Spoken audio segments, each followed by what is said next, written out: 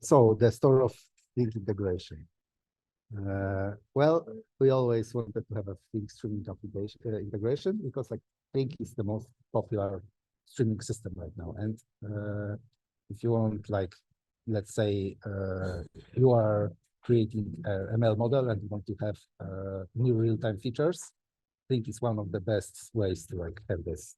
And there are a lot of other streaming systems, but I think it's like one of the most popular, open source, and yeah, very popular. So we had an idea to make a Flink integration, and we made one. But how it does look like right now in time. So this is actually a piece of code that they copied from the integration. It's like part of the bigger class. But what you can see is that it's not a very beautiful code. And yeah, what it actually does is a lot of reflection, a lot of instance of, a lot of checking whether something has a type. And if you are like a Java programmer that develops type-safe code, your eyes might hurt right now or even bleed. Because why is that? Why do we write such code? Because a lot of, we don't have a good interface for Flink to actually create the integration.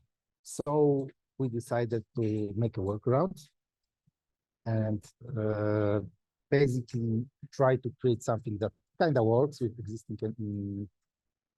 existing system, but it's not like our perfect solution, right? It's like an 80-20 solution. Let's have something and get as much value as we can, and then can we make it, change the slide? So yeah, we can show that we have an integration to the Flink community, right? And based on those experience, we can propose the interface. No, we can propose an interface that allows us to create a way better integration that allows us to know what's the execution status, that allows us to track the changes in the data processing, and gives us some clear abstraction that will describe the data sets that are being written, read, modified otherwise, and get a clear state transition, right? Because we know that streaming jobs are theoretically endless and boundless, but they always start and end if you like upgrade it or if something goes down, right? So we had this idea, we had other things to do in the meantime, and in the meantime something happened. So we can get it like, yeah, there was a Flip 314 support customized job listener, and it was created by Fiang Yong from ByteDance, and it introduced several interfaces. First was like job status change listener that has on event method. That's basically gets a few types of events. Two of those are now, right? One job created event has lineage graph, and second has like list of status changes. So the old status of a job and new status of the job after this event happened. And the lineage graph has a list of like lineage vertexes, which are the interface for the sources, sinks, and other yeah, like not column level lineage processing nodes, but like everything that can read and write data, and lineage edges, which are relations between those sources. And we kind of, at some moment, we just look at it and say, like, well, did somebody in the meantime done the job for OpenLineage, right? They created the perfect interface that we could use to create the integration without us like doing anything. Well, close, not 100%. So the actual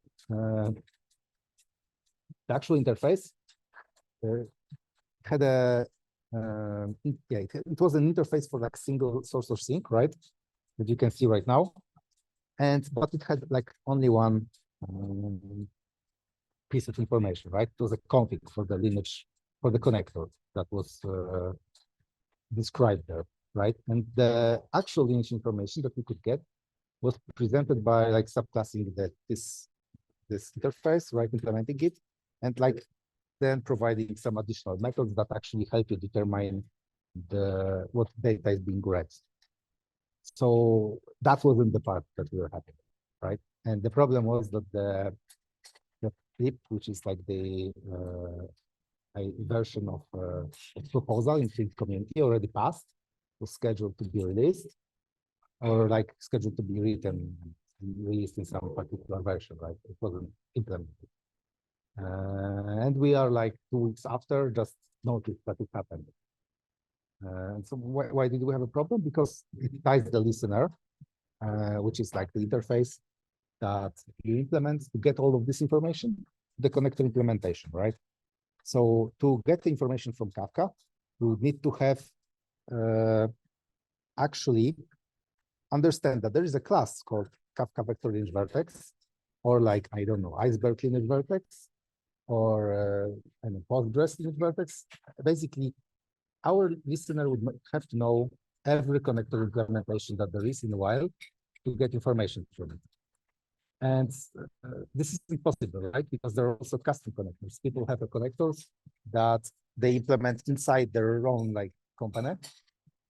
And there's no way that open source project can know them and like implement support for them. So it very much limits us to like open source connectors and the ones that are in Flink repo, actually. And this also is a problem that we had when we had our first version of Airflow integration. But it not only tied us to particular connectors, but also to their versions.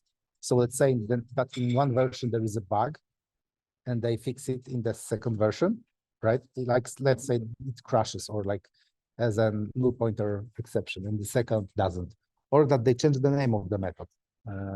It means that we still have to go back to the reflection that we presented before, or we have to do some runtime checks of a version, right? If the connector has this version, then go into this code path, and if not, then go into the second code path. And this is very hard to maintain and basically breaks each time the stuff like that happens. And then we like have to catch up, right? So what's the solution? And we actually resolve this as of this week. And next, can we get the next slide? Yeah, so the open lineage basically way and the idea is to get the collections close to the data transformation, data process, right? So our idea is to add a dataset interface to Flink and make connectors implement it and make the lineage vertex implement like the list of datasets that they actually touch, right? So for sources, what they read from, for things, what they write to, and make them fill it. And like this breaks the coupling between the collector and listener because they both depend on shared interface that is basically doesn't change between versions, and if it changes, it makes only forward compatible. So let's say we have the situation where there's a bug, right, in one version of connector.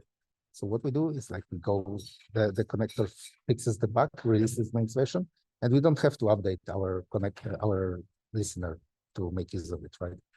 As long as it returns the data sets that are specified somewhere, it's all good, right? And there is a mechanism even that extends the data sets with facets, which are basically the same as open lineage facets. So the end result is that we have a interface in Flink that is open lineage, but not quite named open lineage. And that's basically a lot of things map directly to what we do, but it's not like, not enough. It's easier to convince the community to create an interface that there is consensus than to depend like on a library that is third party. And I think it's actually a good solution, right? The community is comfortable with the solution, and we can have a clear one-to-one mapping without breaking anything. And now after this gets implemented and released, the Flink integration will be much superior to the current one. And thanks. Any questions? Oh, and thanks to Fang Yong and Peter Huang to that I communicated, discussed this issue, and basically hook up me, push this through, make this happen.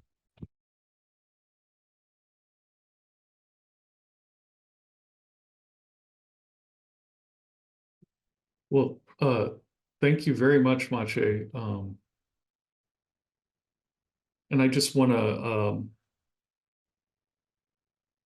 give Maciej a shout out, because what time is it there?